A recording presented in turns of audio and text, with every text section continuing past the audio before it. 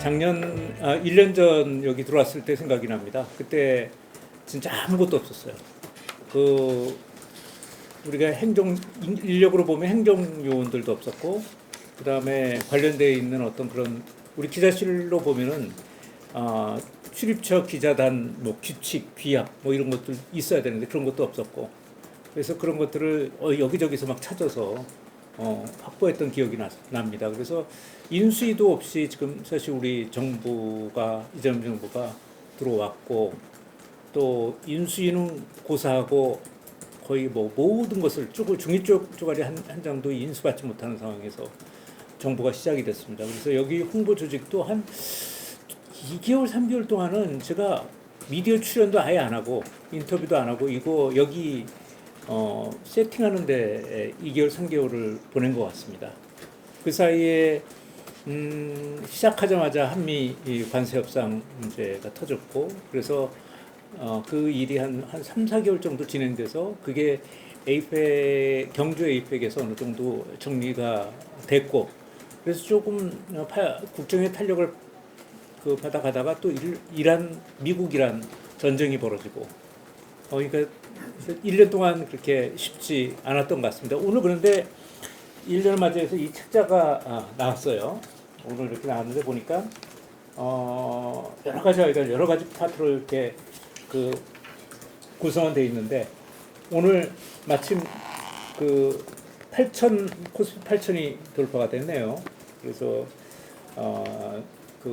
주식시장의 활성화, 금융시장의 활성화 같은 것들이 굉장히 중요한 거고, 그 다음에 중동 전쟁 속에서 우리가 처음에 중동 전쟁이 벌어졌을 때 굉장히 우려를 했는데, 그거에 비해서는 대한민국이 되게 상대적으로 봐도 흔들림 없는 정치 경제적인 어떤 그런 입장을 갖게 됐던 것 같습니다. 또 산불이 참 극적으로 줄어들었습니다. 매년 우리가 작년, 올해 전부 산불 가지고 굉장히 아주 고통을 겪었는데, 올해 지난 1년 동안에 산불 피해 면적이 99%가 감소가 됐어요.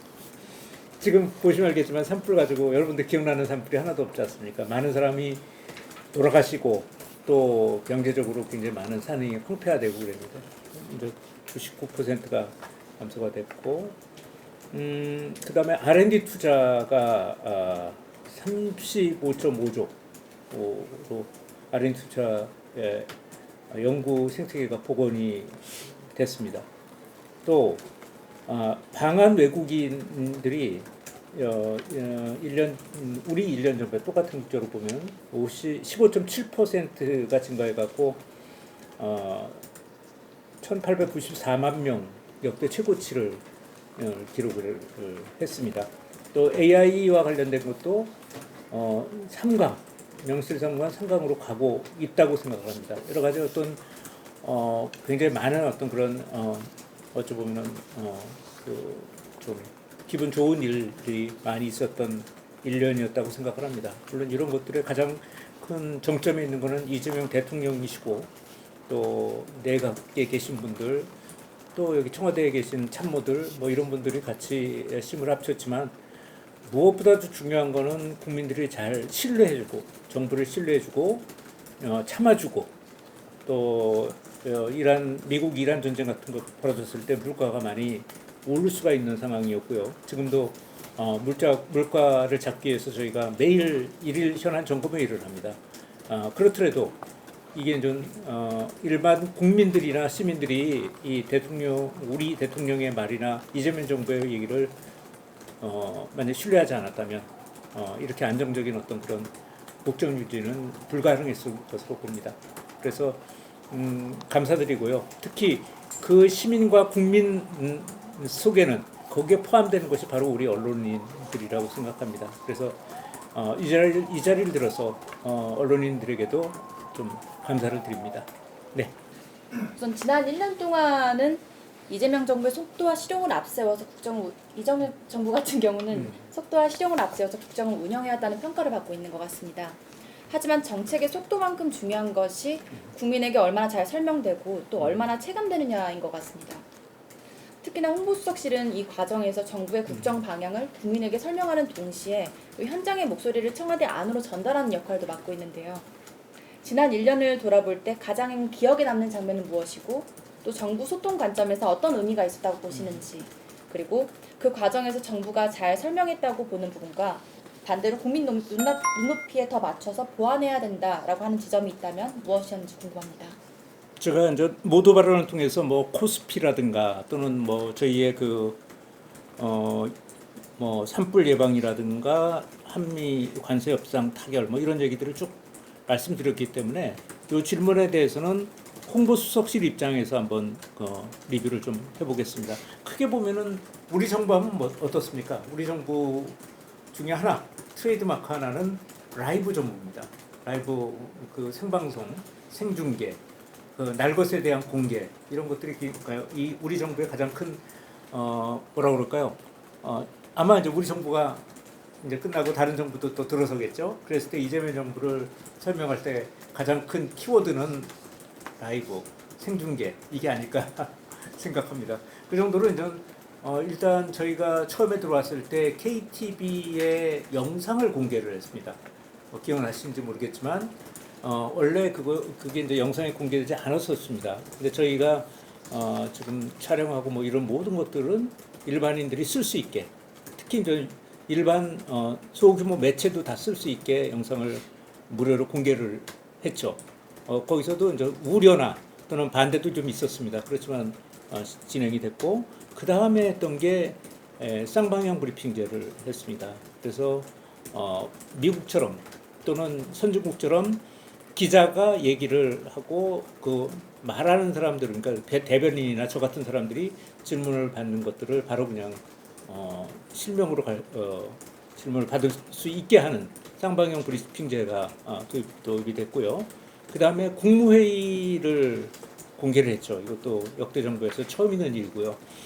그 국무회의의 공개에 이어서 작년 12월 31일이라고 생각합니다. 제가 브리핑을 해드렸는데 전 부처에 생중계를 확대를 했습니다.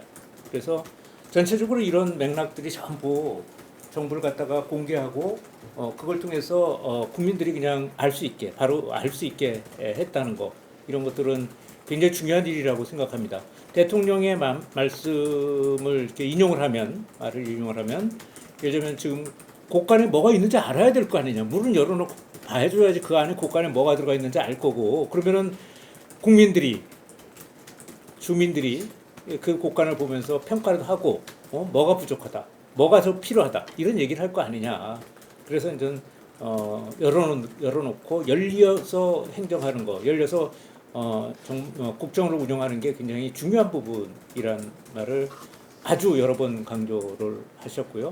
그래서 이러한 라이브와 관련되어 있는 것들, 그게 가장 기억이 남고, 홍보수석실 입장에서는요, 라이브 정부를 구현을 했다는 거, 그래서 그게 가장 좀 특징적인 게 아닌가 생각입니다. 그다음에 그냥 인상적인 장면 같은 것들을 좀 보면은요, 처음에 저희가 정부가 들어서자마자 미국 트럼프 대통령 중심으로 전 세계를 상대로 해서 관세 협상, 광세를 발표를 했죠. 그 다음에 압박도 하고, 어찌 보면은 굉장히 좀 우리가 부담을 갖게끔 만들어진 어떤 그런 조치들이 계속되고 있었습니다. 그 사이에 미국에 가서 한미 정상이 만나는 시점이 있었어요. 그때가 이제 처음으로 한미 정상 회담이 미국에서 있었습니다. 그때 굉장히 걱정을 했어요. 왜냐하면은 가서 주 정상이 지금 이런 분위기죠. 두 정상이 있으면은 이렇게 이제 자연스러운 상태에서 기자들의 질문을 받는 그런 시간이 있는데, 그거를 미국에서는 프레스 개글이라고 합니다. 프레스 개글.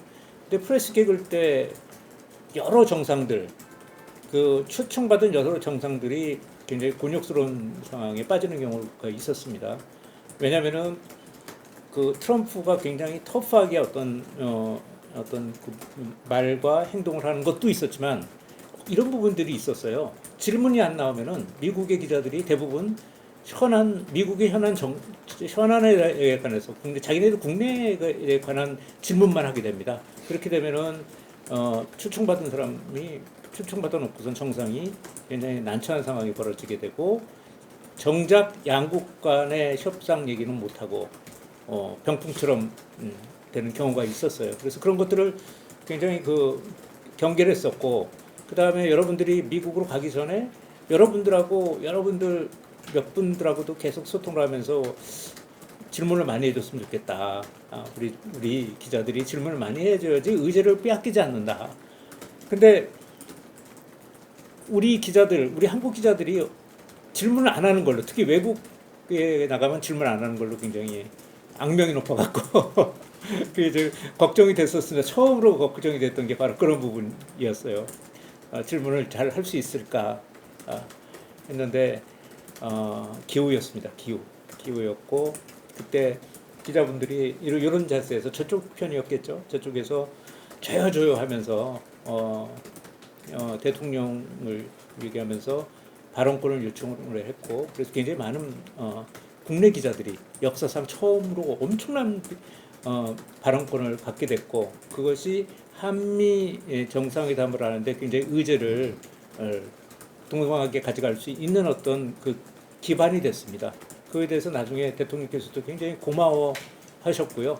그게 제가 이제 홍보소식으로 와서 처음으로 겪었고 또 굉장히 지금도 인상이 남는 장면입니다. 그래서 제가 그때 당시에 서울에 있었는데 브리핑을 하면서 여러분들의 질문 때문에 의제가 정상회담의 의제가 우리 쪽으로 오는데 도움이 됐다. 고맙다. 이런 말씀들을 브리핑에서 전했던 기억이 납니다.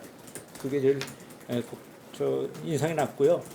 또 그 다음에 남는 거는 결과적으로는 경주 에이펙 때 아닌가라는 생각이 듭니다. 그때 경주 에이펙을 앞두고 일부에서 이제 이 경주 에이펙이 실패할 것이다. 트럼프가 안 올 수도 있을 것이다. 그래갖고 물론 다수 언론은 그렇지 않았지만 극소수 또 언론에서 그런 보도들이 막 나오면서 협상의 대회의 어떤 분위기 같은 것들이 굉장히 안 좋아졌던 그런 상황까지도 갔었습니다. 그런데 이제 결과적으로 경주 에이펙에서 굉장히 좋은 결과가 났고 결과적으로는 한미 간의 협상이 타결되는 어떤 돌파가 됐습니다. 그 당시에 저도 경주에서 한 3, 4일 동안 매일 메뚜기처럼 옮겨다니면서 모든 언론사에 인터뷰를 했던 기억이 납니다.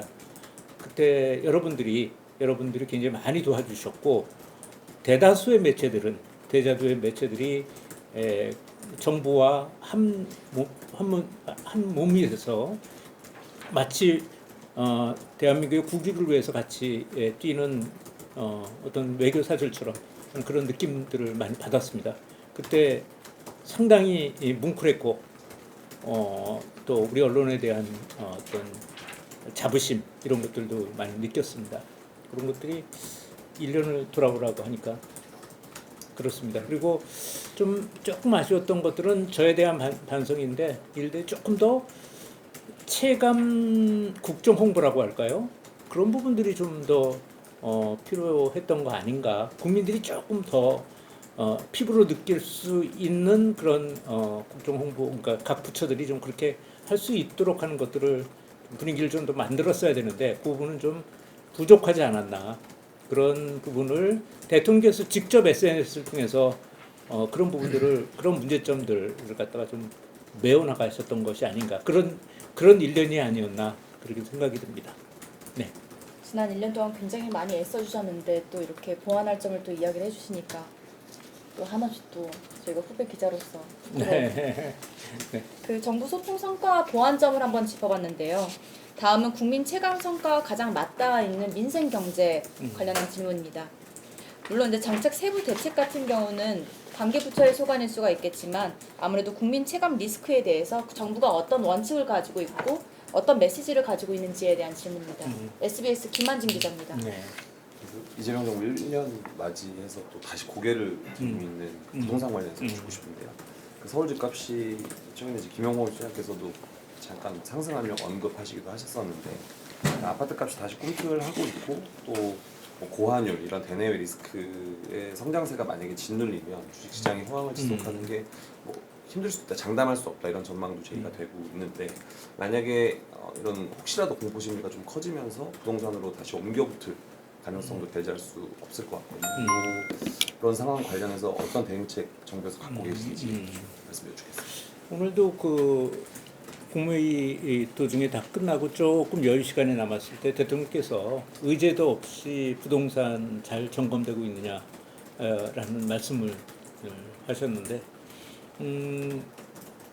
이렇습니다. 이게 지금 집값 같은 것들이 지금 올라가고 있다고는 하지만 그때 이제 다주택자에 대한 중과세 유예를 없앴죠, 그죠? 그리고 나서 그 사이에 매물들이 좀 중과세를 없애겠다, 중과세 유예를 없애겠다라는 것들이 발표가 되면서 매물이 좀 많이 나왔다가 5월 9일이 지나면서 약간 매물이 좀 줄어들었죠, 그죠? 그러면서 약간 또 올라갔다가 또 오늘 나온 통계 보니까 상승폭이 또 줄어들었어요. 오늘 나온 통계를 보니까. 그래서 왔다 갔다 하고 있는데 아직까지는 이상하다 또는 적신호가 떨어졌다라고 보기는 어렵습니다. 잘 관리가 되고 있는 상태입니다. 저번 주에 비해서 또 오늘 이번에 좀 안정되는 걸 보면 또 이제 조금 일시적으로 또 매물이 잠겼다가 또 할 거고, 부동산과 관련된 거는 뭐 두 가지죠.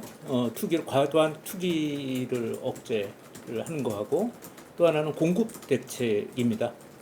오늘도 대통령께서 두 가지를 다 잘 점검되고 있느냐, 공급 대책 또 투기 방지 대책 같은 것들이 제대로 작동되고 있느냐를 다시 한번 여쭤보시더라고요. 그만큼 전 대통령께서는 얼마 수개월 동안 한 6개월 이상은 부동산과 거의 부동산 투기하고 경계하는 어떤 그런 신호등을 신호를 끄짐없이 내고 있었던 상황이라고 봅니다. 이제 부동산 문제와 관련돼서는 이런 게 있었습니다.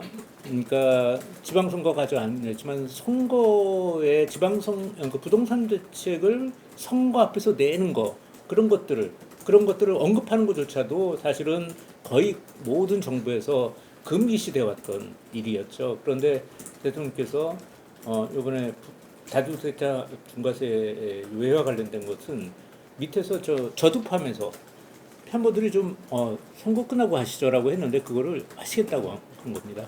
그러니까 선거와 관련된 정무적 판단이 누구보다도 강한 분이신데 그런데 그거는 해야 되는 일이다. 그래서 이 부동산 관련해서는 정무적 판단이라는 부분이 좀 있을 수가 있고요. 경제적인 판단은 우리 또는 우리 지역 또는 우리 기업의 이 부동산 정책이 유리하냐 아니냐라는 경제적 판단도 있을 수가 있는 것 같습니다. 뭐 그 소비의 주체나 또는 생산의 주체나 이런 데에 따라서 판단을 할 수가 있는 부분인데 대통령께서는 적어도 저번에 몇 달 전에 이 얘기를 갖다가 처음으로 언급하신 이후에 끊임없이 부동산이 제대로 대책이 작동되고 있는지 문제점은 없는지 또 공급 대책까지도 계속 지금 챙기시고 계세요. 앉으면 거의 그냥 자동으로 정책에 무슨 어떤 얘기가 나오면은 의제가 없어도 이런 얘기를 챙기시고 있는데 이거는 아까 말씀드렸던 정부적 판단, 선거를 생각하는 정부적 판단도 아니고요. 또 일반적으로 나에게나 우리 기업에 뭐 유리할 거냐 불리할 거냐라는 거, 이익을 주느냐 안 주느냐라는 경제적 판단도 아니시고요. 제가 계속 듣고 있는 얘기는 결과적으로는 뭐 시대적인 어떤 판단을 하고 계시는 겁니다. 만약에 이게 유불리를 떠나서 이렇게 부동산이 계속 오르면 이거는 망국으로 간다. 그리고 잃어버린 시대가 전개될 것이다라는 그런 생각 강하게 갖고 계세요. 그래서 부동산의 투기 뭐 정상적으로 안정화되면 문제지만 투기화되고 있는 거는 이런 상황, 이런 것들에 대한 심각한 우려를 갖고 계시고요. 그래서 이와 관련돼 있는 어떤 그런 뭐 어떤 점검이라든가 이거에 대한 어떤 그 이제 대책을 만들고 뭐 이런 것들에 대해서는 계속 될 겁니다. 대통령께서 그건 멈추지 않을 가능성이 있습니다. 상당히 계속될 거라고 저는 생각을 합니다. 그래도 그런 부분들은 여러분들이 생각하는 어떤 정부적 판단이나 경제적 판단 넘어서는 부분들이 좀 갖고 계셔서 지금 시대에서 반드시 해야 될 일, 반드시 하지 않으면은 다음 세대나 그 다음 조건이나 다음 세대에서 누가 들어서건 어떤 세대가 전개가 되건 그래서 이제 나라를 굉장히 기울게 하는 요소가 될 것이다라고 강력하게 생각하고 있습니다. 그래서 처음에 시작할 때도 그랬지만 참모들이 좀 많이 말렸습니다. 근데 하시겠다고 해서 시작이 된 거죠. 그렇죠? 네, 또 네, 그 민생 경제와 국민 체감 문제를 짚어봤는데요. 이번에는 대통령 메시지 자체의 의미를 묻는 질문으로 넘어가겠습니다. 3프로TV 권순호 기자 질문입니다. 네, 안녕하세요. 저 3프로TV의 권순호 네. 기자입니다. 아무래도 홍보수석께서 제일 중요한 역할 중에 하나가 대통령의 메시지를 대외로 전달하는 것일 것 같은데 그 이재명 대통령께서는 그 메시지를 굉장히 명료하게 내시는 편인 것 같습니다. 근데 그럼에도 불구하고 대통령의 메시지는 이렇게 다양한 주체들이 다양한 방식으로 좀 해석을 하게 되고 때로는 그 해석의 여지를 남겨두는 것도 일종의 전략이 될 수 있을 것 같은데요. 맞습니다.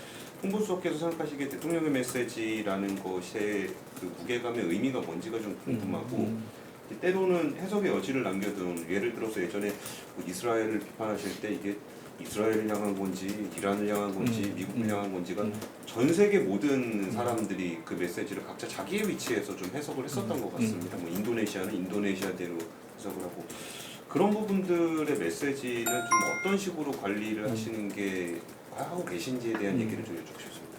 기본적으로 메시지라고 말씀하셨지만 메시지라는 것은 곧 갖고 있는 그러니까 컨텍스트적인 어떤 그런 부분도 있고요. 또 비컨텍스트적인 부분도 있습니다. 표정이라든가 어디를 간다든가 어떤 넥타이를 맨다든가 뭐 이런 것들이 이제 비컨텍스트적인 어떤 그런 것들인데 그 두 개가 다 메시지로 만들어지는 거겠죠. 근데 뭐 당연히 대통령의 메시지는 가장 한 국가에서 가장 중요한 방향을 얘기하는 거고 또 대부분의 경우에 주워 담을 수가 없는 아주 엄중한 의미를 갖고 있습니다. 근데 여러분들 굉장히 요새 재밌는 현상 벌어지는 거 아세요? 대통령의 메시지는 아까 우리 권 팀장님 말씀대로 되게 간결합니다. 그리고 대부분은 분명해요. 간결하고 분명합니다. 그리고 또 하나가 있습니다. 용이해요. 사람들이 쉽게 받아들일 수가 있습니다.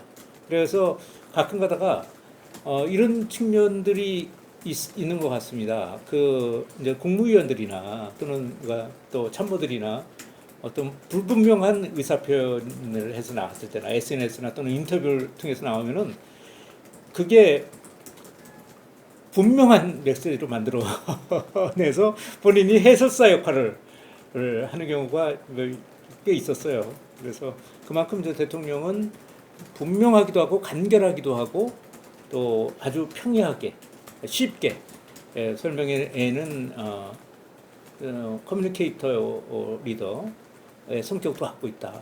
저는 생각을 합니다. 여러분들도 아마 많이 느끼셨을 거예요.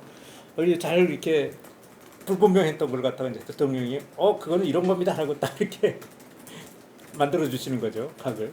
그런 것들이 굉장히 강하신 거고 그거에 굉장히 장점을 갖고 계십니다. 여기서 하나 여러분 좀 우리 같이 좀 세계를 이렇게 돌아볼 필요가 있는데요. 국민들한테 인기가 있는 요새 리더들 이거는 저 공산주의나 사회주의 국가라든가 권위주의 국가를 제외하고 민주주의를 채택하고 있거나 어떤 그런 사회민주주의를 채택하고 있는 그런 나라에서 국민들한테 인기가 있는 대통령의 공통 요소가 SNS입니다. 여러분들 한번 찾아보세요. 저도 아주 깜짝 놀랐는데요. 누가 이제 얘기를 하길래 그래서 요즘에 이제 국민들한테 사랑받는 그 리더들의 공통점, 세계적인 공통점이 SNS라는 거.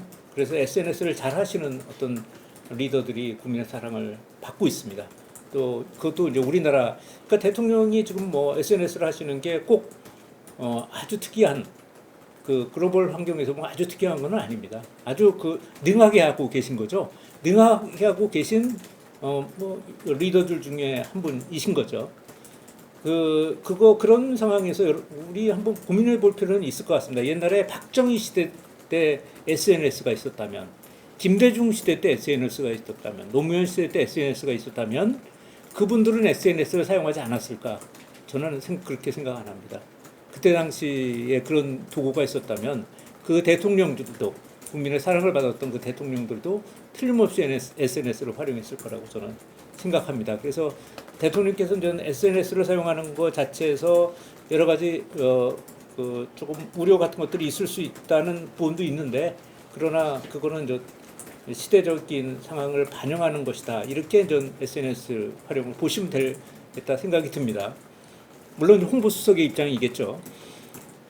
그리고 해석의 여지와 관련된 것은 너무나도 재밌습니다. 저는 대통령의 옆에서 이렇게 1년 동안 이렇게 말씀하시는 거나 SNS 하시는 거 보면서 재밌다는 생각이 드는데 거의 대부분은 다 아까 얘기한 우리 권순정이 얘기하는 것처럼 아주 간결하고 분명하고 쉽습니다. 근데 어떤 경우가 있냐면요. 가끔 가다가 본인의 의견을 갖다가 유보하고 던지는 경우도 꽤 있습니다.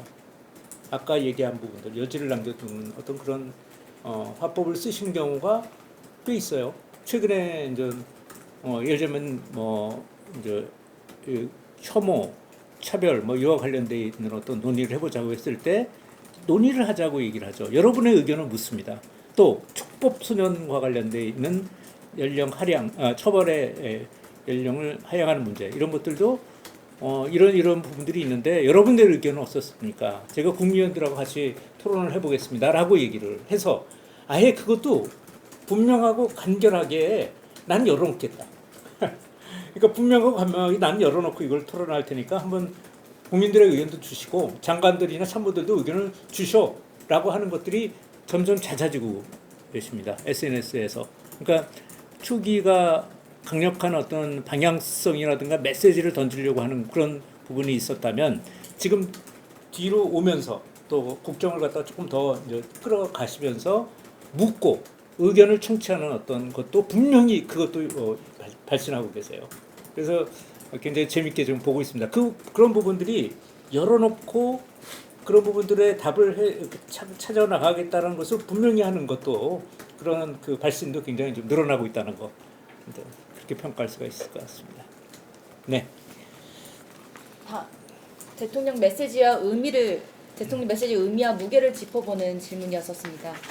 현 정부 들어서 브리핑과 회의 생중계가 확대되고 있습니다. 정부 메시지가 국민에게 전달되는 방식도 달라지고 있는데요. 투명성과 신뢰를 높이고 있다는 평가가 있는 반면에 즉흥성과 리스크 관리 부담이 커졌다는 지적도 있습니다. 이투데이 문선영 기자의 질문입니다. 네, 앞에서 이제 생중계 관련한 긍정적인 의미에 대해서 많이 이제 설명을 해주셨는데요. 반대로 또 이제 리스크 관리 부담이 커졌다라는 지적도 나올 수 있고, 또 대통령과 참모진들이 또 직접 소통, SNS 또 방금 말씀해주셨지만은 SNS를 통한 직접 소통이 불필요한 논란을 또 가중시키고 있다는 지적도 분명히 나오고 있습니다. 말씀하셨던 대로 정권 초기에는 다양한 메시지를 던지고 의견을 받는 것도 중요하지만 이제 전국이 좀 안정적으로 갈수록 안정적인 메시지 관리도 중요하다는 생각이 들거든요. 이런 부분에 대해서 조금 보완을 해야 될 부분이 있다라고 생각하시는 지점이 있는지, 또 사실 대통령이나 참모진들의 의견을 제안한다라는 것도 쉽지는 않은 일이잖아요. 그럼 이걸 어떻게 보완하실 생각이신지 좀 궁금합니다. 일단 대통령이 어떤 대통령이냐라는 것을 참모 입장에서는 생각해야 될 것 같습니다. 그래서 SNS에 능하지 않거나 또는 서툰 리더였으면 그 리더를 모시는 참모들은 그걸 제한시켜야 되겠죠. 그리고 굉장히 못하게 하거나 좀 막기도 하고 이래야 될 것 같은데 여러분들이 지금까지 대통령 보셨겠지만 굉장히 능하신 분입니다. 그 리더로서 그런 것들의 장점을 갖고 계신 분인데 일단은 우선은 참모들 입장에서는 그걸 어떻게 잘 살려나갈 것이냐라는 걸 고민을 해야지 그거를 좀 줄여나가거나 그런 것들은 선택지가 되기는 아니라고 생각을 합니다. 아까 그 소통 방식과 관련해서 이제 그 부작용이 나타날 수 있는 부분들이 좀 있습니다. 대표적인 게 여러분들 우리가 같이 경험을 했습니다. 미리 여기 일찍 들어오시는 분들 다 경험했겠지만 쌍방향 브리핑제가 처음에 도입이 됐을 때 그거를 좀 서로 간에 익숙지도 않았고요. 기자들뿐만 아니라 그 브리핑을 하는 대변인이나 저도 좀 익숙지가 않았던 거였고, 또 그걸 갖고 이제 갑자기 영상이 풀리다 보니까 그 영상이 풀린 것들을 어떻게 활용할지에 대한 어떤 그런 어떻게 보면 성숙한 방법이나 이런 것들을 모르고 주롱이라든가 뭐 대립이라든가 이쪽으로 해서 영상을 만들어내기도 하고 그런 것들 때문에 상처를 받으신 분들도 또 있고 그런 부분들이 좀 축에 있었습니다. 그래서 그걸 보면서 이제 제가 나중에 이제 악의적 편집이나 오용이 없고 그게 형사처벌이 될 수 있다라는 자막을 KTV 영상에다 집어넣기도 하고요. 또 이게 만약에 여러분들이 이렇게 전부 이런 식으로 해서 이걸 소비해 나가면 이 쌍방향 브리핑제가 갖고 있는 어떤 그런 열린 정부를 열어보자고 했던 거였는데 이런 게 부작용이 더 커지면은 이 우리가 추구하고 있는 열린 정부를 하겠다는 어떤 의지나 긍정적인 것들이나 이런 것들이 꺾일 수 있으니까 좀 많은 부탁을 드린다라고 호소를 했던 적도 있었습니다. 그래서 쌍방향 브리핑제와 관련된 것들이 지금 물론 지금도 일부에서 문제점이 없진 않은 걸로 알고 있습니다. 그렇지만 그거보다는 긍정적인 것들이 압도를 하고 있다고 저는 생각을 합니다. 그래서 그런 것처럼 어떤 뭐가 새로 시작이 되면 대통령께서 SNS를 갖다가 자주 하시고 또 일부 참모들도 좀 많이 하시고 또 장관님들 중에서도 하는 분들이 꽤 많이 생겨났습니다. 자, 이렇게 됐을 경우에 당연히 벌어질 수 있는 그 노이즈가 있을 수가 있습니다. 그렇지만 전체적인 것 좀 봐서 이게 긍정적이냐 부정적이냐 이런 건 볼 필요가 있을 것 같습니다. 이거는 긍정적으로 가고 있다면 그거를 살려나가는 쪽으로 가야 되겠죠. 그러면서도 어떻게 보면은 아까 얘기한 대로 좀 안전적인 메시지 관리가 될 수가 있을 건지 이거에 대한 고민을 같이 해 나가야 되는데 그렇지만 어떤 그런 것들을 두려워해서 전체적으로 열린 정부를 해 나가는 어떤 그런 방향성이 훼손돼서 하는 것은 별로 바람직하지 않은 선택인 것 같습니다. 다만 앞으로 조금 더 SNS 관리나 이런 것들에 대해서 좀 더 메시지 관리를 해 나가야 되는 과제는 분명히 안고 있습니다. 제가 여기 오면서 이렇게 봤는데요. 이게 참 저는 나비 효과라고 생각을 했는데 제가 생각보다 엄청난 일들이 벌어지는 것 같아요. 그러니까 KTV 영상을 공개를 했더니 예를 들면 좀 2개를 영상 공개했다고 했을 때 영상을 그랬을 때 파생되는 콘텐츠가 297개가 제작이 되고 있어요. 그러니까 아주 나비 효과라고 할까요? 이런 것들이 엄청나게 그러니까 생각보다 엄청난 콘텐츠들이 퍼져나가는 거죠. 사실 이런 것들은 어떠한 콘텐츠를 우리가 뭘 만들고 홍보를 하기 위해서 그냥 인위적으로 만들어서 우리가 퍼뜨리다 보면은 그걸 생산하는 제작비도 들어가고 인력도 들어가고 또 이 광고료도 들어가고 이렇게 되는데 의외로 이런 어떤 그런 하나의 어떤 작은 어떤 변화만 좀 일으켰을 뿐인데 굉장히 큰 나비 효과가 일어나고 있다라는 그런 틀림없습니다. 그래서 그런 것들이 굉장히 중요한 지점이라고 생각하고요. 앞으로도 그런 쪽으로 열린 정부의 입장이라든가 열린 어떤 행정이라든가 국정 방향은 계속 될 거고 SNS를 통한 소통도 더 강화될 거라고 저는 생각을 합니다. 그런 부작용들은 당연히 줄여서 나가야 된다고 생각하고요. 제가 이쯤에서 한번 오늘까지 브리핑 거를 좀 봤어요. 브리핑 횟수를 오늘까지 680회 브리핑이 공식 브리핑도 있었습니다. SNS만은 아니고요. SNS도 많고 그러면 SNS가 많아지면은 공식 브리핑이 줄어들었냐? 그건 아니고요. 지금 680회에 오늘까지 브리핑이 있었고 이거는 일일 평균 1.9회입니다. 1.9회. 그럼 전 정부보다 73%가 늘어났어요. 73%가 늘어났고 그러니까 SNS를 강화하고 그런 지표 소통을 강화하면서 또 언론인들에 대한 그 브리핑이라든가 국민들을 상대로 한 브리핑이 줄어들면은 그거는 이제 또 약간 문제점이 있을 수 있다고 생각하는데 SNS도 늘어나고 브리핑도 더 늘어난 거죠. 그러면 그거는 좀 이렇게 제로섬이 아니라고 저는 생각을 합니다. 양쪽을 다 늘려나가고 있는 거기 때문에 그런 측면에서 SNS를 봐주시면 좋지 않을까 생각합니다. 그 정부의 공개 소통 방식에 이어서 국민 참여형 소통에 대한 질문입니다. 뉴스핀 김미경 기자 질문입니다. 네, 안녕하십니까. 뉴스핀 김미경입니다. 대통령님 취임하시고 전국을 정말 바쁘게 돌아다니시면서 국민의 목소리를 직접 듣는 타운홀 미팅 참 많이 진행을 하셨는데 저도 그 타운홀 미팅을 보면서 굉장히 많은 국민들이 대통령님과 소통하고 싶다라는 그런 의욕과 열의를 보여주시는 거에 좀 깜짝 놀랐었습니다.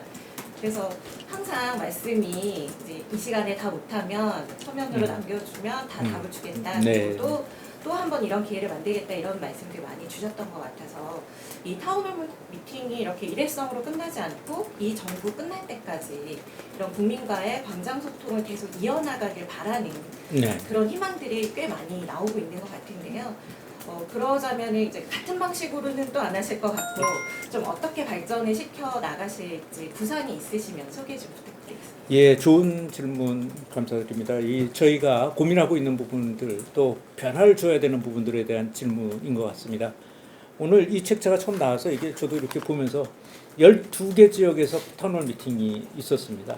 12개 전국적으로 전부 경기 강원, 충청권, 그다음에 영남, 호남 또 그 제주까지 해서 12번의 타운홀 미팅이 있었고 민원을 지금 아까 말씀하셨는데 거기에서 2170건을 답변했습니다. 그래서 개인정보를 미기재했거나 중국 민원 걸 빼면 100% 지금 답변을 하고 그때 그 타운홀 미팅에서 나왔던 질문을 답변을 한 것으로 기록이 나와 있습니다. 2170건 답변했고 자 그렇다면 지금까지는 주로 광역단체의 광역 지역을 중심으로 해서 했었고 또 지역을 그런 광역을 돌아다니면서 그 지역민으로부터 무언가를 뭐 문제 같은 것들을 듣는다 이런 어떤 그런 컨셉이었다면 그게 1기라면 제2기 지방정부 출범을 앞두고 있죠. 저희가 다음 달이면은 지방정부 7월 1일서부터군요. 7월 1일서부터 새로운 지방정부가 출범하게 됩니다. 그때는 그 2기의 새로운 타운홀 미팅 전략이 수립이 될 겁니다. 그래서 그 부분 좋은 질문이시고요. 시즌2는 그러면 어떤 방식으로 갈 거냐? 타운홀 미팅, 기존의 타운홀 미팅 방식에서 좀 더 벗어나서 지역을 선정하는 방식이라든가 행사 진행 방식 이런 것도 좀 바꿀 생각입니다. 예를 들자면 이런 겁니다. 주제를 놓고 그 주제에 맞는 지역을 갖고 주제에 맞는 사람들을 그러니까 지역 지금까지는 주요로 지역의 광역 지역의 주민들을 지역민들을 가지고 우리가 타운홀 미팅 했다면 앞으로는 주제에 맞는 것도 할 겁니다. 한 주제를 만들어서 어디서 한다든가 그리고 또 광역에서만 하지 않을 생각입니다. 광역 밑에 어떤 그런 예를 들면 일정 규모 이상이 되는 기초단체나 생활권 이렇게 시군구라든가 이쪽에서도 그런 단위로도 할 생각입니다. 또 비슷한 주제가 모인다면 기초단체의 몇 군데를 통합을 해서 한 곳에서 뭐 타운홀 미팅을 한다든가 이렇게 타운홀 미팅의 방식을 시즌2로 바꿔나가는 논의를 지금 하고 있습니다. 아마 7월 1일서부터 새로운 지방정부가 들어서면 이런 부분에 대한 부분이 적용이 될 거라고 생각을 하고 있고 지금 계속 그 관련되어 있는 어떤 보완책을 짜고 있고요. 새로운 방식을 좀 고민하고 있습니다. 네. 다음 질문으로 넘어가겠습니다. 네. 그 공개 소통이 확대될수록 메시지의 속도와 파급력도 커지고 있습니다. 그만큼 리스크 관리의 중요성도 함께 커지고 있는데요. 이번에는 대통령의 직선 메시지, 특히 그 외교 이슈에서 메시지 조율 문제를 짚어보겠습니다. 시사위크 권신구 기자입니다. 네, 의원님. 스타이크 권식입니다. 앞에서 SNS 얘기 좀 많이 해주시긴 했는데 지난 4월 이재명 대통령께서 이스라엘군 관련해가지고 트위터 올리신 게 좀 외곽에서는 외교적 파장이 불가한 메시지는 참모들과 소통 후에 조금 더 정제된 메시지를 내놓는 게 맞지 않냐는 지적도 나왔던 것 같더라고요. 그래서 이런 좀 민감한 외교적 현안에 대해서 대통령이 직접 메시지를 트위터를 통해서 내는 방식이 계속될지 그리고 좀 어떻게 생각하시는지 좀 여쭙고 싶습니다. 네, 잠깐만요. 알겠습니다. 그런 부분들과 관련해서 이제 이게 기존의 대통령께서 외교적인 어떤 그런 파장이나 마찰 같은 것들을 우리나라 대한민국의 대통령이 굉장히 신경 쓰는 나라였죠. 어찌 보면 어떤 아주 조심스럽게 언제부턴가 우리는 아주 조심스럽게 외교적 파장, 뭐 고려 이런 것들을 생각해서 아주 조심스러운 메시지를 냈습니다. 근데 그게 여러분들 한번 생각해 보세요. 이번에 이스라엘과 관련된 얘기들이 이번에 우리 국민들 2명이 구금됐고 그분들의 했던 행위 자체가 긍정이냐 부정적이냐 옳으냐 그러냐 문제는 떠나서 우리나라의 국민들이 구금이 된 거잖아요. 그리고 또 폭력 행위를 당했고 그런 상황에서 우리는 이스라엘하고의 외교적 마찰만 고려해서 항상 그렇게 조심스러운 그런 메시지를 지금까지 해온 것처럼 내는 게 맞는 거였냐? 저는 그렇게 생각하지 않습니다. 대통령께서 우리나라에 걸맞는 우리 경제의 어떤 규모나 국방력이라든가 외교력이라든가 이런 것들이 이만큼 올라와 있었는데 그에 맞는 걸맞는 정도의 어떤 그 발언을 할 수가 있는 것이 아닌가라는 생각을 해봤습니다. 근데 우리는 그동안에 계속 조금 뭐라 그럴까요?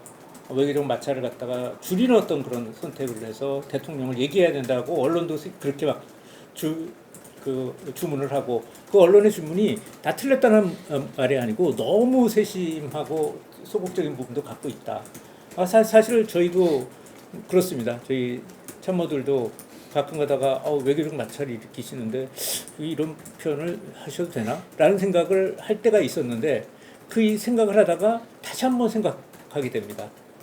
이게 맞는 건가? 우리가 지금까지 이렇게 맨날 이렇게 살아왔는데 이렇게 하는 것이 맞는 건가? 라는 생각을 되짚어 볼 때가 있습니다. 이번에 구금 사태 났을 때도 대통령께서 말씀하셨는데 그 다음에 국제사회에서 이렇게 보니까 전부 우리가 아는 그 유럽의 그 어떤 선진국들이나 이런 사람들 전부 이스라엘을 비난하는 어떤 발언을 냈습니다. 뭐 어찌 보면 대통령보다 더 센 발언을 막 내놓으셨죠. 그 각국의 정상들이. 그래서 그동안에 우리가 너무 외교적 관계와 그런 것만 고려해갖고 너무 소심하게 발언을 해왔던 것이 아닌가. 그래서 우리 나라의 국가의 어떤 위상이라든가 이거에 맞는 어떤 그런 그 발언을 할 때 있으면 해야 되는 것이 아닌가라는 생각을 합니다. 이번에 저번에 무슨 동영상을 올리신거나 또는 이번에 구금 사태에 대해서 발언하는 부분들이 이게 제가 이런 문제 여쭤봤어요. 어떤 외교적인 고려나 또는 뭐 코르무즈의 어떤 그 들어가 있는 우리 선박들을 빨리 빼려는 어떤 실리적인 어떤 차원에서 얘기를 하신 거냐고 여쭤봤더니 아니라고 얘기를 하세요. 아주 단호하게 얘기를 하십니다. 이건 세계 인도적인 기본적인 기준이라는 게 우리한테 있다고 생각한다. 적어도 인간이라면 문명국가라면 해서는 안 되는 것들이 있는 건데 그런 또 인도주의적인 측면에서 발언을 하시고 계신 거라고 얘기를 합니다. 뭐 그런 것들은 어느 나라가 그걸 우리가 어느 정도의 규모가 있는 그것도 기본적으로 발전되어 있는 나라들 중에서 그걸 동의하지 않겠습니까? 그래서 지금 대통령께서 말씀하시고 있는 최근의 얘기는 단순한 실익이나 외교적인 어떤 파장 이런 것들 떠나서 전 세계 인류가 가져야 될 인도주의적인 기준에 따라서 이건 너무 벗어나 있는 거다라고 생각하셨을 때 이런 말씀하시고 계시는 거라고 봅니다. 그리고 실질적으로 그런 발언이 있은 다음에 또 두 분이 다 풀려났고 그래서 이게 외교적인 마찰을 갖다가 우리는 고민하고 이거 너무 셌던 거 아니야? 저희 우리가 좀 참모들도 막 속으로 그런 생각을 합니다. 그렇지만 우리 정도의 나라에서 이 정도의 발언 해도 당연히 그게 자연스러울 수 있는 부분이었는데 우리가 좀 잊고 있었던 게 아닌가라는 생각을 합니다. 물론 외교적 파장이나 이런 것들이나 이런 고려를 아예 안 하시고 얘기하시는 거라고 생각하지는 않습니다.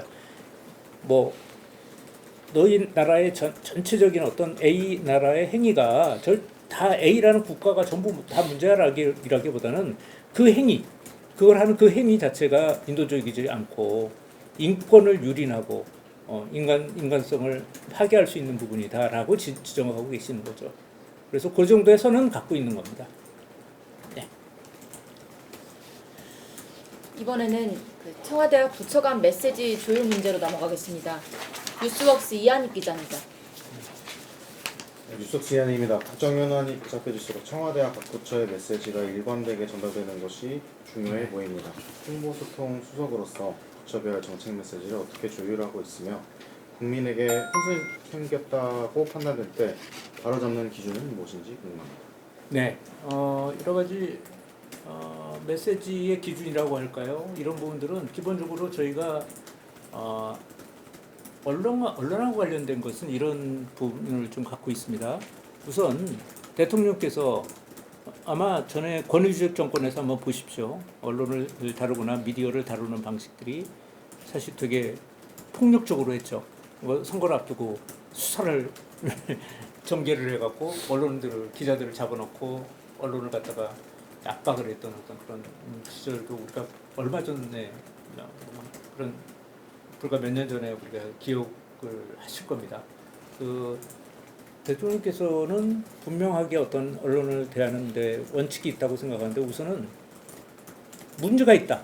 그러니까 이게 언론은 우리가 창이라고 하지 않습니까? 세상을 보는 창이라고 했는데 이 창에 금이가 있다. 예를 들어 잘못된 기사를 팩트가 다른 기사를 쓴다든가 또는 그 창이 흐려져 있거나 보이지 않게 뿌옇거나 이런 부분에 대한 거는 바로잡아야 되는 것이 아니냐. 그래서 적극적으로 언론의 그 문제가 잘못됐을 때는 대응을 해라. 그와 관련돼서 당당하게 해라. 우리가 무슨 다른 방법, 그 옳지 않은 방법으로 언론을 압박하는 게 아니지 않느냐. 그래서 주어진 틀과 환경 내에서 문제가 되어 있는 것들을 국정이 제대로 전달되지 않거나 또는 왜곡해서 전달되는 부분에 대해서는 강력한 대응을 하라고 얘기를 하시고 있고요. 그래서 그거에 따라서 저희가 이제 대변인 협의회라든가 이런 것들이 차관회의라는 게 있습니다. 그런 것들을 애를 통해서 그런 입장, 그 창이 깨져 있거나 창이 흐릿하거나 이런 부분에서는 항의를 좀 해서 그다음에 깨지지 않는 창으로 보여주게 만든다든가 또는 깨끗하게 보여주게 만들는 작업을 하고 있습니다. 그 대응을 하고 있는 거죠. 그래서 정부 부처가 언론에 적극적으로 이렇게 설명하고 대응하는 대응 능력이 굉장히 높아졌습니다.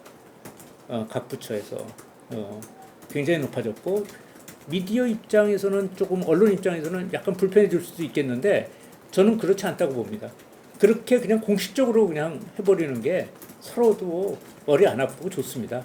잘못했으면은 고치면 되는 거고 또 문제가 있게 돼 있으면 그 부분에 대해서 바로 잡으면 되는 거 아니겠습니까? 그래서 그렇게 정정당당하게 정부도 정정당당하게 하고 언론도 정정당당하게 하는 길로 가는 게 저는 좋다고 생각합니다.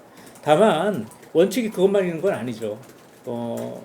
요즘에는 더 자주 하시는 것 같은데 언론이나 기자들이 굉장히 좋은 기사 쓴 거에 대해서 적극적으로 좀 칭찬을 하라고 말씀하세요.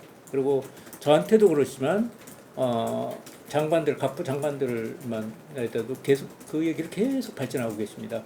결과적으로는 우리를 감시를 하는데 우리가 불편하더라도 그 감시가 우리를 건강하게 하고 우리를 발전시켜 나가는 데 도움이 되는 그 감시와 비판이라면 그 반드시 받아들여야 된다 해서 요즘에는 여러분들이 그 좀 어떻게 느끼시는지 모르겠지만 더 자주 미디어 중에서 그러니까 언론 기사 중에서 잘된 것에 대해서 칭찬도 하고 받아들이라고 정부 어떤 그 정책으로 정부 정책으로 받아들이라고 얘기를 하고 계십니다. 지금은 초기보다는 훨씬 더 지금이 더 그런 말씀을 자주 하시는 것 같아요. 받아들이라고. 좋은 기사 쓰는 건 잘 받아들이라고.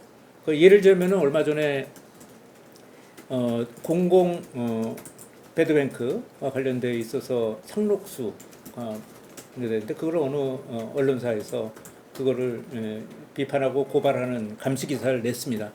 그래서 그거를 검토해보고 그 내용이 틀리지 않기 때문에 정책 방향을 바꾸라고 얘기를 하셨고 점검하라고 얘기했고 다시 한번 그와 관련된 배드뱅크와 관련돼 있는 좀 문제점들을 갖다가 다시 점검하고 하라 얘기를 하셨고요. 저한테 감사의 말씀도 그 언론사의 기자들한테 전하라고 해서 제가 전한 적도 있고요.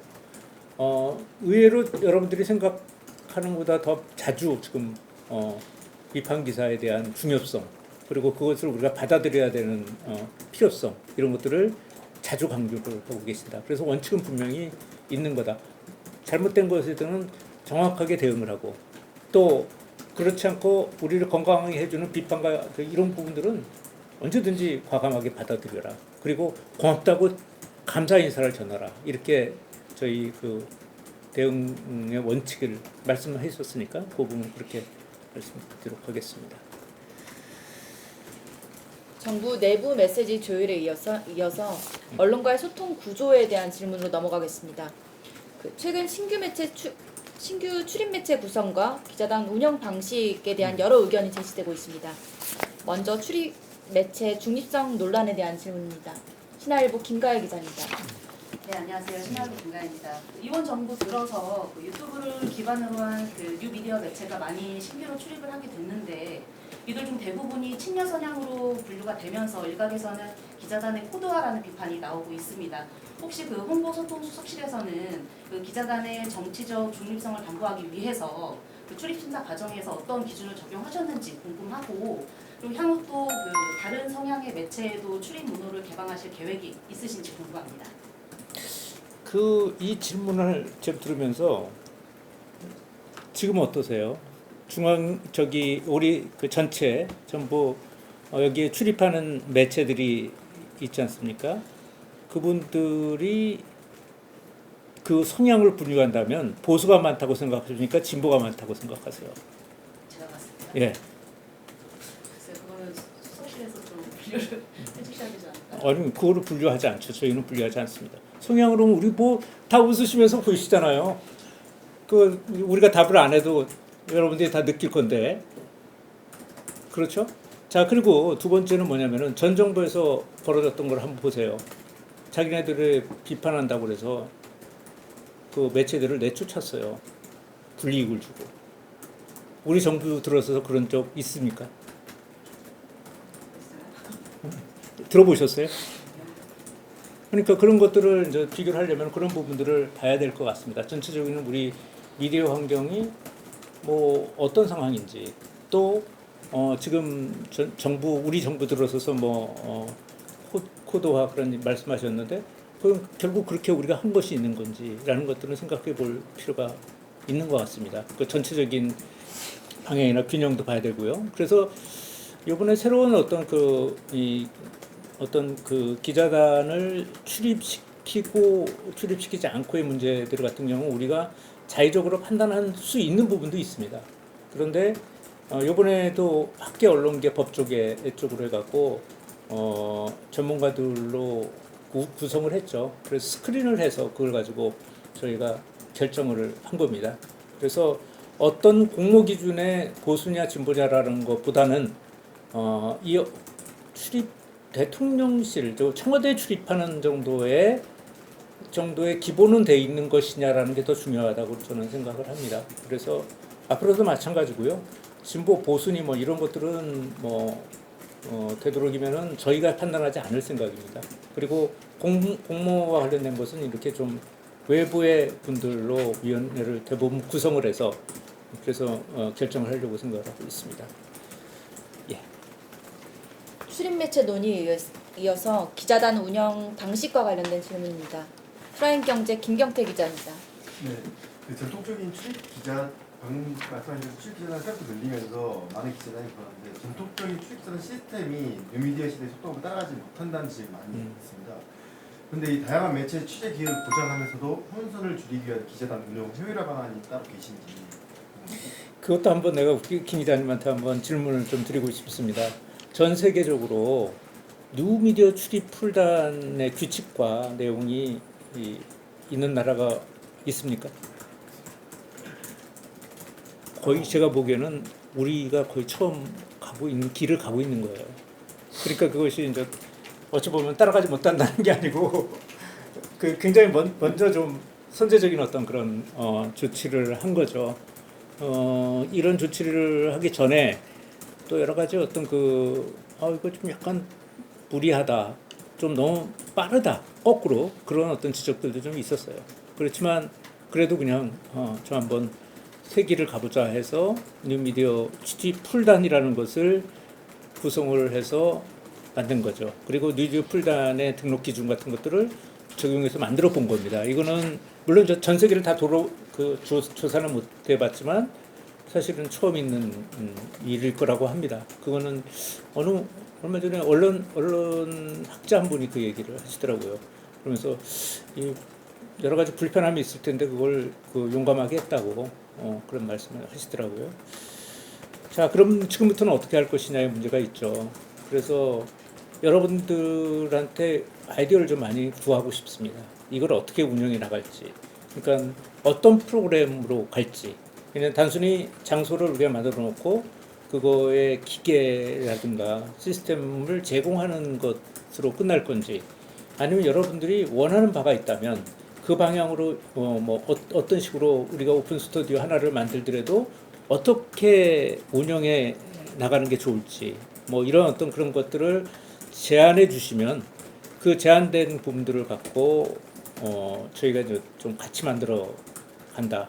그러니까 지금 만드는 것은 지금까지 많이 만약에 어떤 그런 등록의 기회라든가 이런 부분에 대해서 말씀을 드리는 거지만, 지금 여기서 카메라들이 많이 와 있지만 대통령 옆에 사실 굉장히 이 공식 카메라 단, 그러니까 우리 공무원 신분인 분들 말고 경호의 위험성 같은 것도 있는데 근접 촬영을 하는 게 그렇게 쉽지는 않습니다. 전 세계적으로 그런 것들 때문에 개방하기가 쉽지 않은 부분이었고요. 두 번째가 또 이제 어찌 보면 그냥 뉴미디어 쪽으로 본다면 너무 그러니까 갑자기 날것의 얘기들이 막 나가다 보면은 여기서 지켜야 될 규칙 같은 것들이 깨질 수도 있고 엠바고 같은 것들이 깨져나갈 수도 있고, 이런 여러 가지 고민이 있는 겁니다. 이 뉴미디어 출단을 구성했다는 거.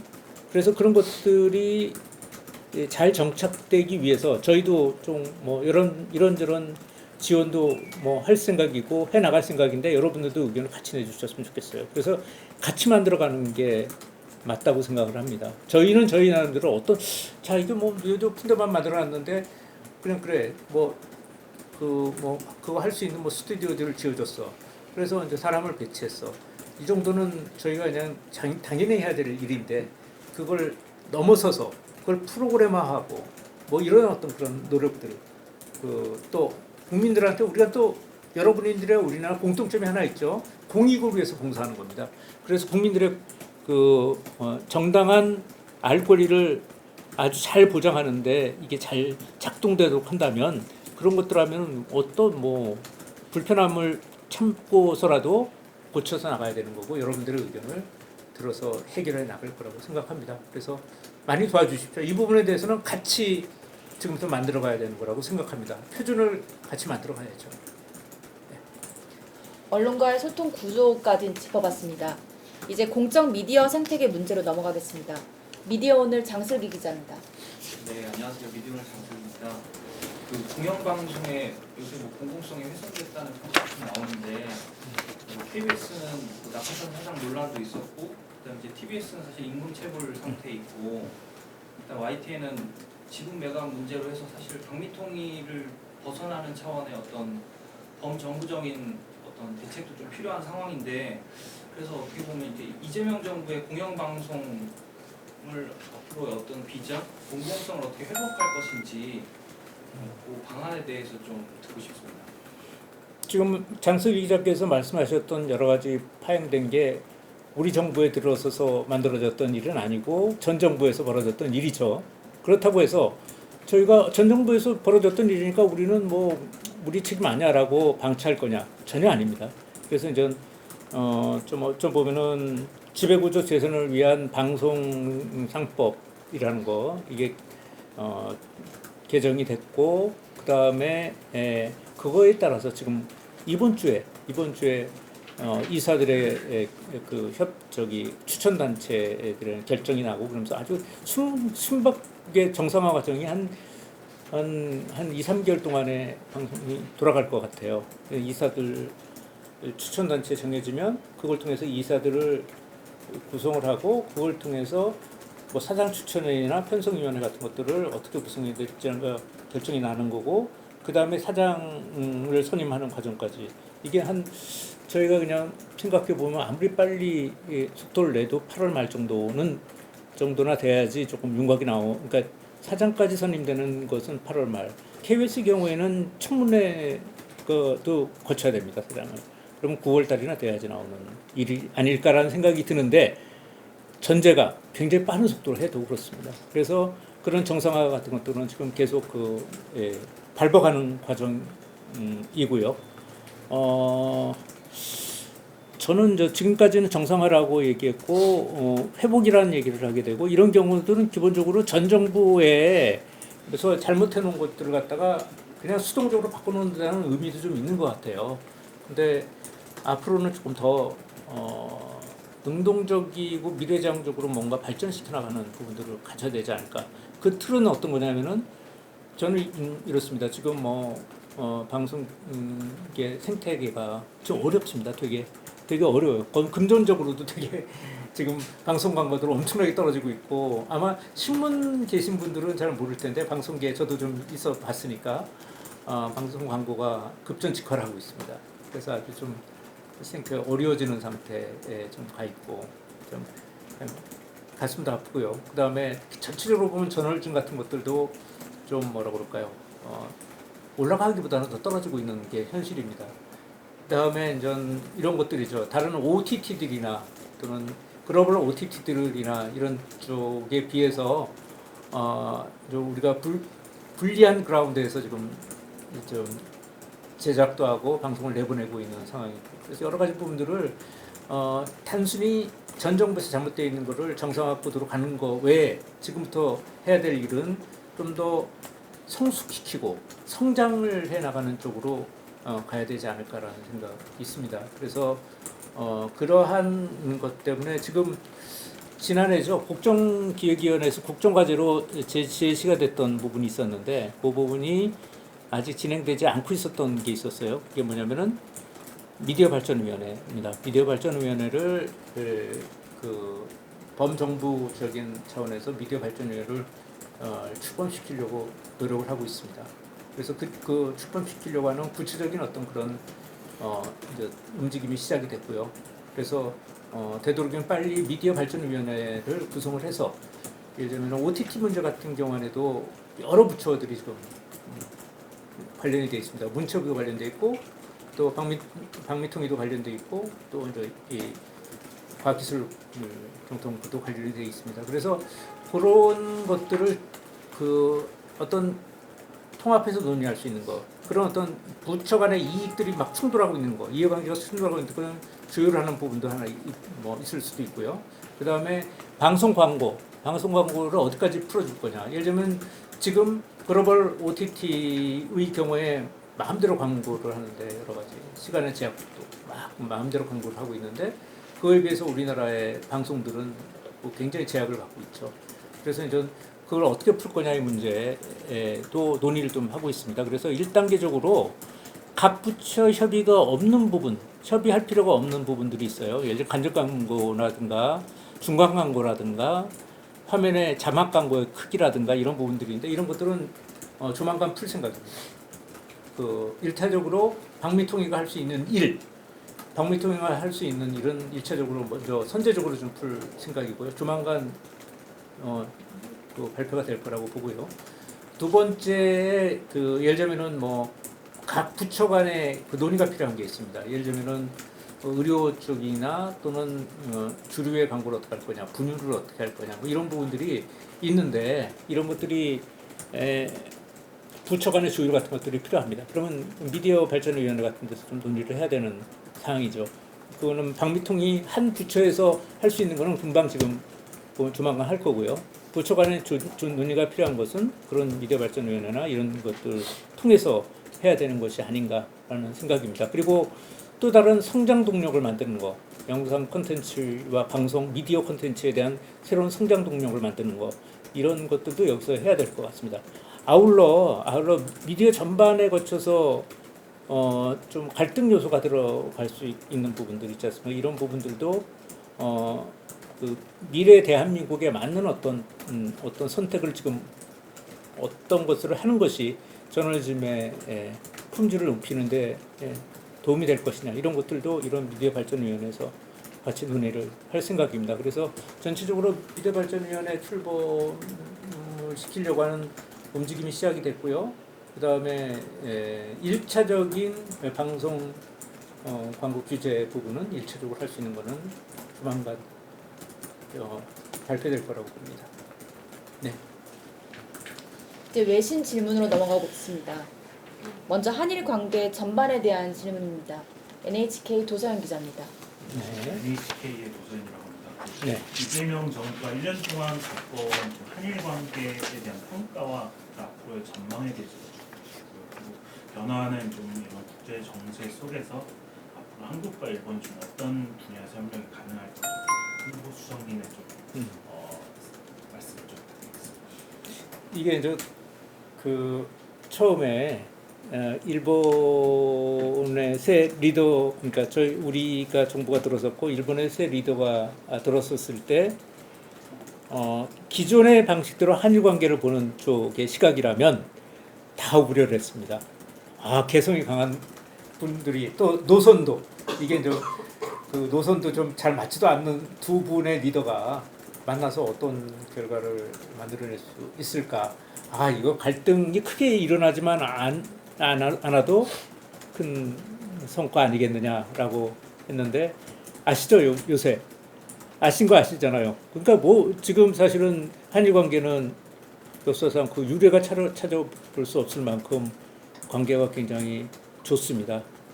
얼마 전에도 안동에서 또 셔틀 외교가 또 재개가 됐고, 그런데 그 부분들이 단순히 딱딱한 어떤 그런 양쪽의 어떤 뭐 MOU를 만들고 이런 차원을 넘어섰다고 생각합니다. 지금.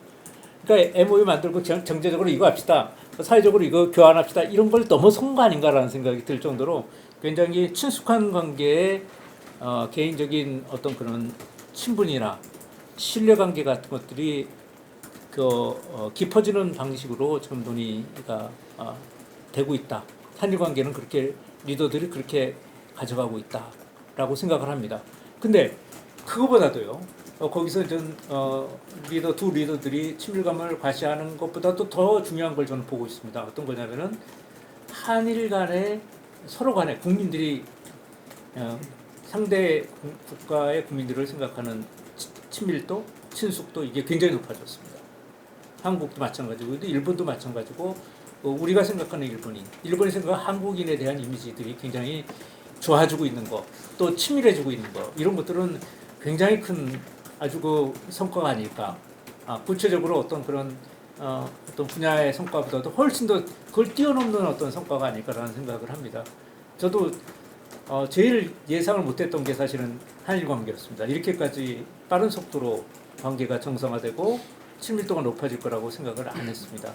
여기 상당수가 누구도 1년 전쯤에 우려를 했지, 사실 이렇게 관계가 좋아지는 것들을 예상한 사람은 별로 없었을 거라고 생각합니다.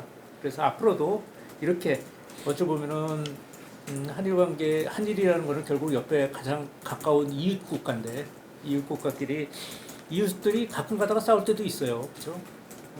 싸워서 토라질 때도 있고. 그런데 또 잘 지내면 우리가 대통령 말씀대로 이웃 국가들이 뭐 뛰어서 어디로 이사 갈 수 없는 거잖아요.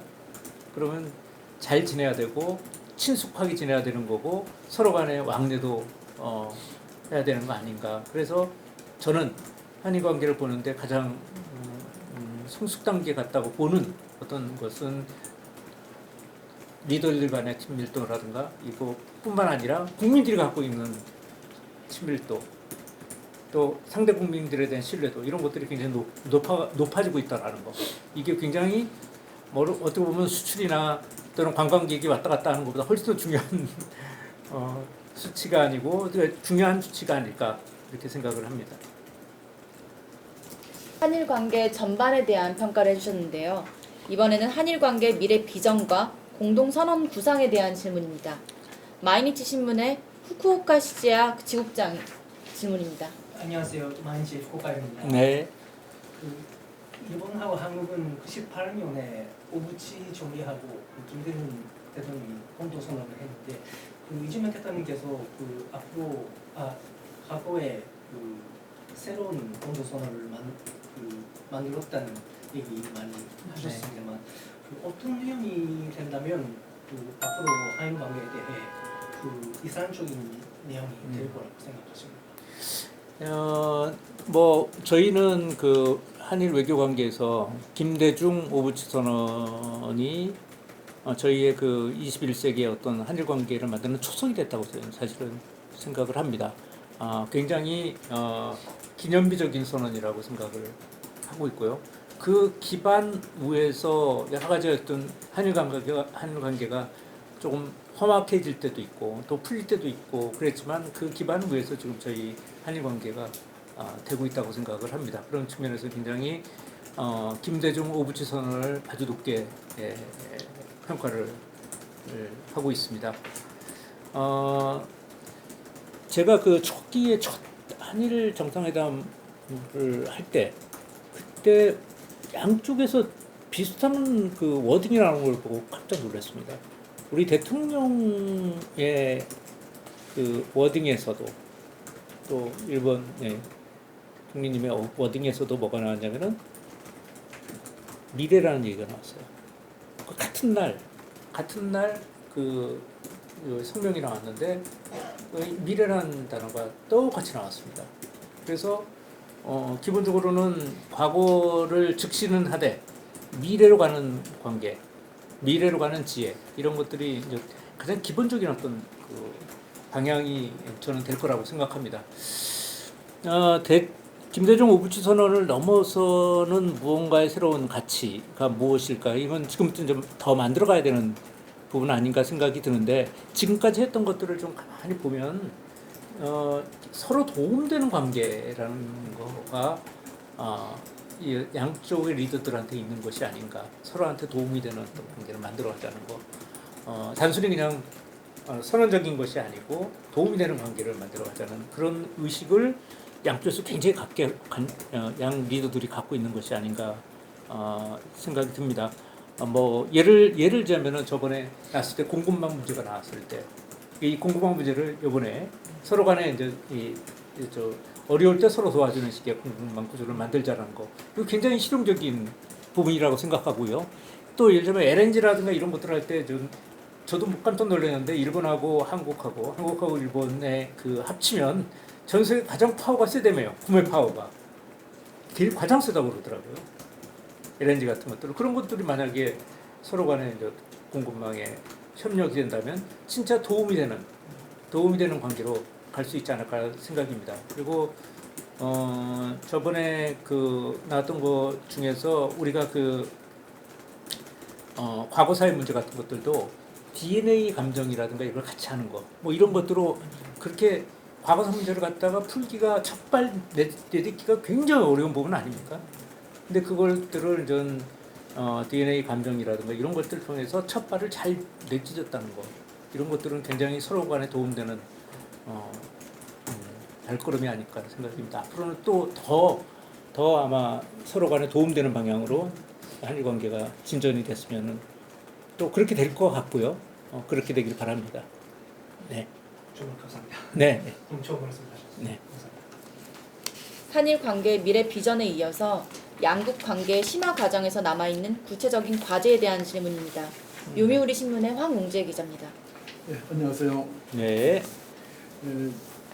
일본이 이제 대통령께서 대통령 되시기 전에는 일본에서 굉장히 걱정을 많이 했습니다. 네, 한일 그렇죠. 대통령이시 아닌가 그렇게 생각이 되었고, 근데 이제 인터뷰에서 말씀하실 때 그 과거 정부가 세웠더라도 국민이 뽑은 정부니까 거기서 정한 것은 그대로 따를 겁니다라고 한 게 뭐 일면 톱으로 나가기도 했고, 네. 그 이후로 네. 완전히 분위기가 바뀌었습니다. 그래서 굉장히 좋아지고 있습니다. 그래서 지금도 열심히 하고 계시는 건 잘 알고 있는데, 근데 우리 청와대나 홍보수석실에서는 이 과거에 그 말씀하셨던 제3자 변제라든가 이런 게 그걸 포함해서 한일 관계를 더욱 깊게 하기 위해서 어떠한 외교적 노력과 구체적인 과제를 실행하시려고 하시는지요?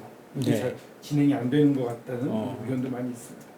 네, 우선은 지금 제3자 변제 같은 경우에는 지금 뭐 각국의 어떤 그런 재판이라든가 어떤 역사적인 어떤 그런 평가라든가 이런 것들이 좀 다르게 나오고 있는 부분들도 좀 있는 것 같고요. 그래서 제3자 변제에 관련해서는 이 역시 피해자들에 대한 현실, 심정 이런 것들하고 국민 여론에 대한 수렴 이런 것들이 같이 좀 가져야 될 민감한 문제라고 생각을 합니다. 그렇지만 어떤 정책의 일관성이라든가 또는 국민 간의 어떤 국가 간의 신뢰를 만들어 간다는 게 양 정상이 동일하고 있기 때문에 이런 부분들이 쉽지 않은 일이지만 조금씩 만들어 가라고 생각을 합니다. 이번에 아까도 얘기했지만 조세희 탄광의 DNA 감정 부분들을 이끌어내는 거 이런 것들은 굉장히 의미가 저는 있다고 생각을 합니다. 되게 어렵지 않습니까? 이런 문제, 역사적인 문제들을 서로 얘기를 하는 거는 굉장히 어려운 일들이고요. 또 한일 간의 관계가 굉장히 꼬이고 그러는 것들이 예를 들면 뭐 이명박 정부 때 뭐 독도를 방문해 갖고 완전히 그냥 관계가 그냥 막 굉장히 힘들어지고 그런 것들이 이명박 정부가 원래 한일 관계를 잘 가져가겠다고 천명을 해놓고 사실은 그런 또 정권 내에서도 일관성이 없는 행동을 했다는 거 그런 것들이 좀 한일 관계를 굉장히 위태롭게 했던 기억이 좀 납니다. 그런 부분들을 좀 생각해 보면 저희 정부의 적어도 대통령과 뭐 저쪽은 정책의 일관성이라는 것들을 존중을 하고 가겠다는 말씀을 하셨던 거 아니겠습니까? 그래서 중요한 거고요. 앞으로는 뭐 이런 것들이 같이 뭐 할 수 있는 것들은 굉장히 많은 것 같습니다. 예를 들면 초고가 스캠 범죄 같은 거에 대응 같은 것들은 언제든지 할 수도 있는 거고요. 근데 그것보다 뭐 에너지 문제 지금 현재 굉장히 어려우니까 그런 것들에 대한 공급망을 해소하는 문제들은 당장 해야 될 문제인 것 같고요. 좀 더 길게 보면은 사실은 AI라든가 인공지능이라든가 또는 바이오나 우주항공이라든가 이런 어찌 보면 미래의 어떤 지향적인 어떤 기술 또 산업 이런 부분에 대해서 한일이 뭐 어느 나라보다도 훨씬 한국하고 일본이 앞장서 있는 두 나라, 앞장서 가고 있는 두 나라 아니겠습니까? 그래서 그냥 저 개인적인 거는 이런 어떤 첨단 분야를 같이 갖고 있는 어떤 그런 좀 일본이 잘하는 것도 있고 우리가 좀 더 앞서가는 것도 있으니까 이런 것들을 같이 좀 조율해 나가면서 이런 미래지향적인 산업이라든가 기술 분야를 갖다가 같이 만들어가는 것도 좋지 않을까 생각입니다. 마지막 마무리 발언 하시기 전에 마지막 1번 질문의 연장선에서 다시 한번 여쭤볼 게 있어가지고요. 출범 1년을 앞둔 시점에서 국민에게 가장 전하고 싶은 정부의 메시지가 무엇인지 그리고 앞으로 청와대 홍보소통수석실에서는 국민에게 어떤 방식으로 조금 더 가까이 다가가야겠다라고 생각하시는지 답해 주시면 감사하겠습니다. 저희가 기본적으로는 국민들이 이 생각하신 것만큼이나 매일매일 하루하루를 아주 열심히 일하는 데 쓰고 있습니다. 어떻게든지 꾀를 좀 더 내서 더 정책을 좀 더 잘 만들고 좀 더 국민들을 좀 더 편안하고 잘 살 수 있는 방법을 찾아내는데 진력을 다하고 있다. 물론 여러분들이 생각하시기에 부족한 점이 많다고 생각은 하는데 그런 것들은 분명히 갖고 있다라고 말씀드릴 수 있습니다. 그래서 열심히 하고 있고요. 앞으로도 더 열심히 할 생각인데요. 근데 단순히 열심히만 한다고 해서 되는 문제는 아니라고 생각을 합니다. 앞으로는 좀 더 국민들이 굉장히 그래 세상이 좀 더 잘 나아졌어, 내 삶이 좀 더 좋아졌어라고 확 느낄 수 있게 만드는 어떤 것들을 만들어 가야 된다고 저희는 그렇게 생각하고 있고 그 방법을 찾는데 진력을 다하고 있습니다. 그래서 크게 보면은 저 정부 2년차 지금 선거도 있고 지방선거도 있고 그거 끝나고 난 다음에 저희의 2기가 시작이 될 텐데 그 2기는 그래서 대전환으로 잡았습니다. 대전환, 큰 전환. 그러니까 지금 조금씩 발전시켜 나가는 거, 조금씩 나아지게 하는 것도 중요한 거지만 실질적으로는 구조적인 변화 이런 걸 좀 통해서 좀 더 다른 어떤 그런 진짜 대통령께서 말씀하시는 것대로 반짝반짝 빛나는 어떤 국가를 만들기 위해서 대전환을 할 생각이고 우리 2기의 시작은 대전환이고 앞으로 잘 지켜봐 주시길 바랍니다. 네. 오늘 이재명 정부 출범 1년을 앞두고 지난 1년의 정부 소통과 향후 과제를 폭넓게 짚어봤습니다. 수석님의 마무리 발언 했는데 이게 마무리 발언 이건 별도의 질문이고 마무리 발언 한번 해주셔야죠. 그동안에 고생들 많았고 여기 여러분들 또 여기 출입하시는 기자분들 또 분들이 언론인분들이 많이 도와주셔서 여러 가지 부분들 어려운 부분들도 같이 해결해 나갈 수 있었던 것 같습니다. 앞으로도 이재명 정부는 좀 더 열릴 거고요. 좀 더 유능해지려고 노력을 하겠습니다. 단순히 열심히만 일하는 게 아니고 좀 더 유능해지려고 할 거고 여러분들이 그렇게 투명하고 유능해지는데 여러분들이 많은 걸 도와주십시오. 어떨 때는 비판도 해주시고 또 어떨 때는 격려도 해주시면서 그렇게 우리 이재명 정부가 유능해지도록 만들어 주십시오. 네, 감사합니다.